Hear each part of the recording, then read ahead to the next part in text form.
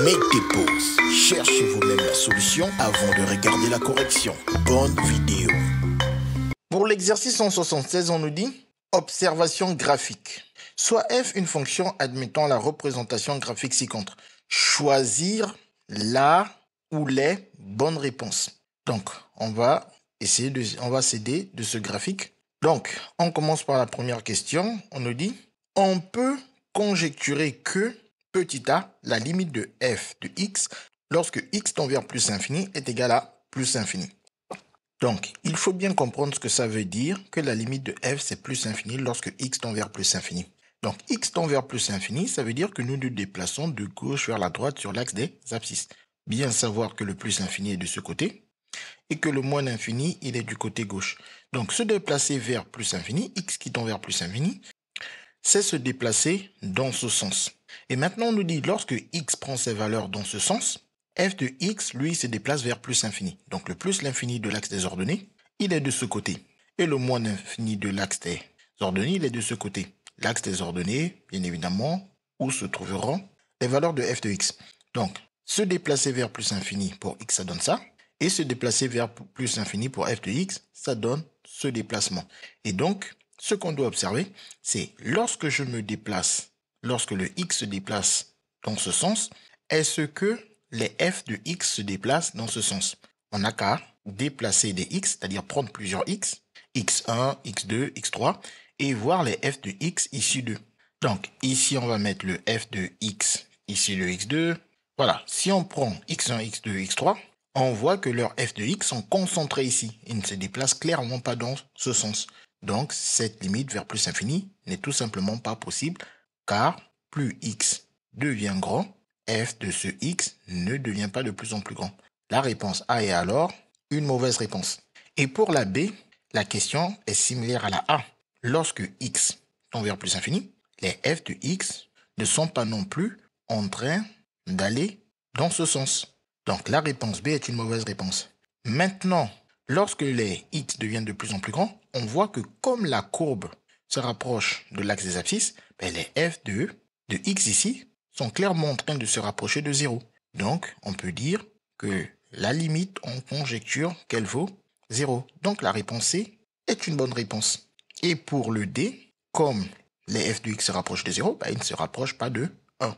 Par exemple, comme on n'a pas de graduation, si on suppose que le 1 il était quelque part par là, ça voudrait dire que ces images-là devraient se rapprocher de 1 quelque part. En tout cas, ils devraient être par le dessus.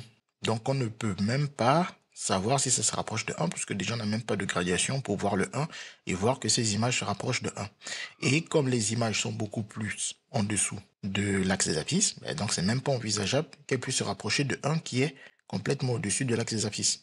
Donc la réponse D n'est clairement pas une bonne réponse. Pour la question 2, on nous dit, on peut conjecturer que petit a, limite de f de x est égale à moins l'infini lorsque x tend vers 0 avec x strictement plus grand que 0, c'est-à-dire par valeur supérieure à 0 ou bien par la droite de 0. Donc le 0 dont on parle, c'est celui-ci.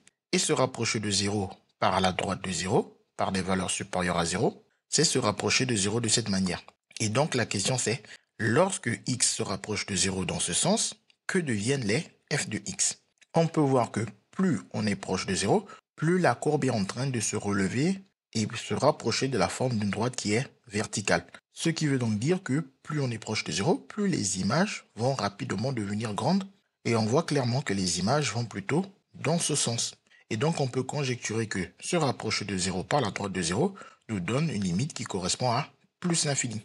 Donc ici, seule la réponse B est une bonne réponse. Et la réponse A, qui correspond au calcul de la même limite pour x, n'est pas une bonne réponse car ce n'est pas vers le bas que les images s'en vont, mais plutôt vers le haut. Maintenant, on nous demande quelle va être la limite de f de x lorsque x tend vers plus infini. Quelle va être la limite de f de x lorsque x tend vers 0 en se rapprochant de 0 par la gauche de 0. Donc la gauche de 0, ce sera maintenant dans ce sens. On se rapproche de 0 par la gauche de 0 en prenant des valeurs inférieures à 0. Et que deviennent alors les images f de x de ces nombres qui sont de plus en plus proches de 0. On voit que comme la courbe descend, si on fait des images de ces nombres, on prend par exemple une première image qui se trouve ici, une deuxième image qui se trouve là, et une troisième image qui se trouve là. On voit clairement que les images sont en train de descendre vers moins l'infini. Donc ici, on aurait dû avoir moins l'infini pour que la réponse soit vraie. Donc par la gauche, la limite c'est moins l'infini, donc ce qui veut dire que cette réponse C avec plus l'infini n'est pas une bonne réponse. Et maintenant pour la D, on nous dit la limite en 0 lorsque f de x, la limite lorsque x tend vers 0 de f de x est égal à plus l'infini. Pour avoir la limite en un nombre, il faudrait que les limites à gauche et à droite soient les mêmes. Or, nous on vient de voir que la limite en 0 par la gauche de 0, c'est moins l'infini.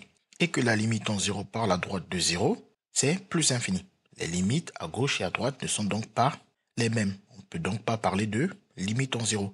En 0, il n'y a pas de limite. Car la limite en 0 dépend de la manière dont on se rapproche de 0 et elle n'est pas du tout la même que l'on se rapproche par la gauche ou par la droite de 0.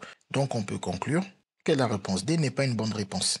Pour la question 3, on nous dit f semble admettre petit a une asymptote, 2 asymptotes, 3 asymptotes, 4 asymptotes. Donc déjà, il faut comprendre ce qu'on appelle une asymptote. On parle d'asymptote lorsque la courbe de f se rapproche d'une forme qui est celle d'une droite qui est soit horizontale, donc de cette manière, ou soit verticale de cette manière, et qui n'est pas vue en ce moment au programme, une droite qui est oblique de cette manière. Donc, pour les droites horizontales, on parle d'asymptote horizontale. Pour les droites verticales, on parle d'asymptote verticale. Et pour les droites obliques, on parle d'asymptote oblique. Donc, la question, c'est quand on regarde la courbe de f, sa forme se rapproche de quelle droite? Ici, en plus l'infini, on voit clairement qu'elle se rapproche de la forme d'une droite qui est horizontale. Donc, on peut conjecturer qu'en plus l'infini, elle a une asymptote horizontale. Cela vient clairement du résultat de cette limite qui nous dit que lorsque x tend vers plus l'infini, f de x tend vers 0. Et donc, par conséquent, cette asymptote horizontale est là pour l'équation y égale à 0. Et si on observe bien en moins l'infini, pareil, quand on se déplace vers moins l'infini, la courbe de f se rapproche de la forme d'une droite horizontale. Donc pareil, cette droite est aussi une asymptote à la courbe de f en moins l'infini. Donc on a déjà une première asymptote, qui est la droite d'équation y égale à 0, et qui n'est rien d'autre que l'axe des abscisses. Maintenant, lorsqu'on se rapproche de 0, on voit que la courbe de f est en train de se rapprocher de la forme d'une droite verticale, qui n'est rien d'autre que l'axe des ordonnées, que ce soit par la droite de 0 ou que ce soit par la gauche de 0. Ce résultat vient de ce calcul de limite et de ce calcul de limite. Ces deux calculs de limite permettent de dire que la courbe de f se rapproche de la forme d'une droite verticale d'équation x égale à 0. Donc c'est une asymptote verticale à la courbe de cette fonction et qui a pour équation x égale à 0. On a donc une deuxième asymptote. Et quand on observe le graphique, on voit que ce sont les deux seules asymptotes de la courbe. Donc ici, la bonne réponse est la réponse B. Voilà, on a donc trouvé toutes les réponses à cet exercice. CQFD, ce qu'il fallait découvrir. Les mathématiques, ce n'est pas juste la mémorisation de l'application de cours. Ça nous aide à comprendre le monde qui nous entoure et à prendre des décisions.